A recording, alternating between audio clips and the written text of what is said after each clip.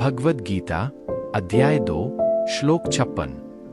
श्वनुद्विग्नमनाः सुखेषु विगतस्पृहः वीतरागभयक्रोधः हितधीर्मुनिरुच्यते।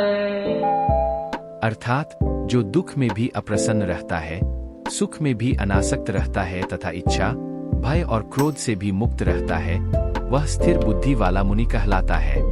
यह श्लोक उस व्यक्ति के गुणों को स्पष्ट करता है जिसने स्थिर ज्ञान की स्थिति प्राप्त कर ली है, जिसे अक्सर स्थित, धीर मुनीर या स्थिर बुद्धि वाला ऋषि कहा जाता है।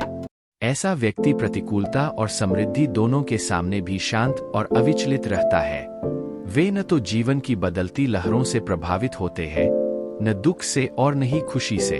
इसके अतिरिक्त वे इच्छाओं, भय और क्रोध से मुक्त होते हैं, जो अक्सर मानव पीड़ा का मूल कारण होते हैं।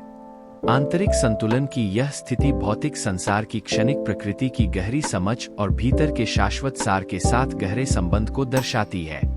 एक ऐसे गृहस्थ पर विचार करें जो अपने दैनिक जीवन में विभिन्न चुनौतियों का सामना करता है, जैसे वित्तीय कठिनाइयां, पारिवारिक जिम्मेदारियां और सामाजिक दबाव। असफलताओं और कठिनाइयों का सामना करने के बावजूद वे शांत और संयमित आचरण बनाए रखते हैं, यह समझते हुए कि कठिनाइयां मानवीय अनुभव का एक अंतर्निहित हिस्सा है।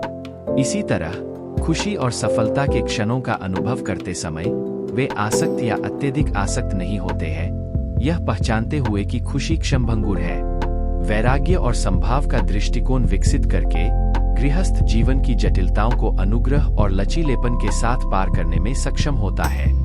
इस श्लोक से प्राप्त नैतिक सबक जीवन के उतार चढ़ाव के बीच आंतरिक शांति और वैराग्य पैदा करने का महत्व है। सुख और दुख, इच्छा और भय के उतार चढ़ाव को पार करके व्यक्ति स्थिर ज्ञान और आंतरिक शांति की स्थिति प्राप्त कर सकता है। यह अवस्था व्यक्तियों को पीड़ा के चक्र से मुक्त करती है और उन्हें संतोष और पूर्णता का जीवन जीने में सक्षम बनाती है। कार्रवाई का आह्वान अपने जीवन में स्थिर ज्ञान वाले ऋषि के गुणों का अनुकरण करना है।